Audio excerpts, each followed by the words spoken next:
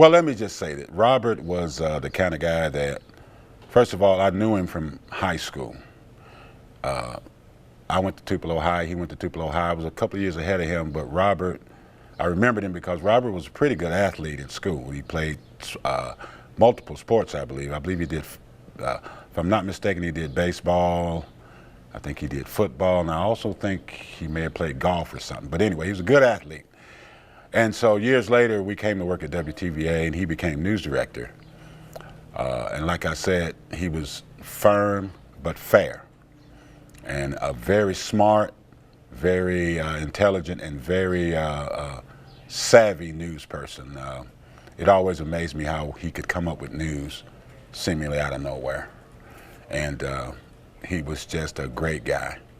And I want to say, I'll give my respects to his family. I know his wife. Excuse me. I screwed that. That's messed up. But I know he's just a great guy. But and not only was he your boss, yes, he was a firm guy. Don't get me wrong. He's nobody to play with. But you could go in and talk to the guy on a personal level. It's almost like he was your friend. I don't know. It's a balancing act that only he could pull off, but he pulled it off real well. He could. But like I said, he was a no-nonsense news guy, and he did a heck of a job here at WTVA. To do what we do, there are a lot of people that you see on the air. Dennis Hudson, Terry Smith, Brian Owings, Dick Rice. But for all those folks that you see on the air, there are a lot of people behind the scenes who have to do a lot in order to do what we do every day.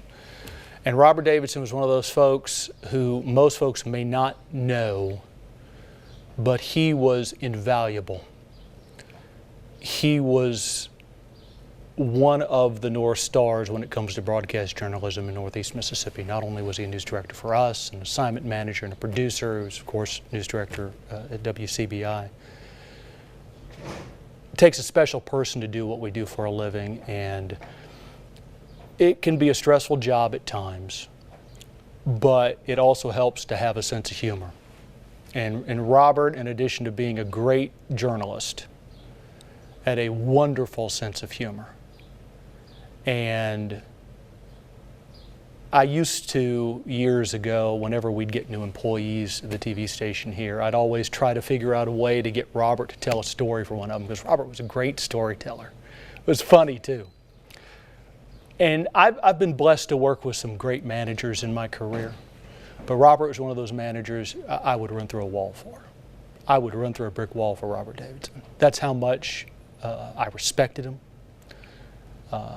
That's how much I cared for him. And I know his family is hurting right now.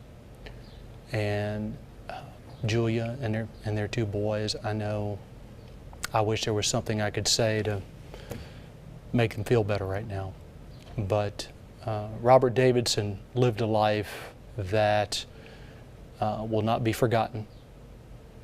I won't forget him anytime soon, I assure you that. And I hope the people of Northeast Mississippi, even though they may not know him, I hope what little I say here will help them realize he was a very important part of local broadcast journalism, and he will be missed.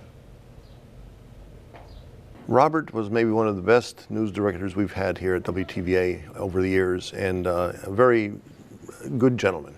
I mean, a funny guy, but when news became serious, he became serious. He was, again, one of the best directors we've ever had up here.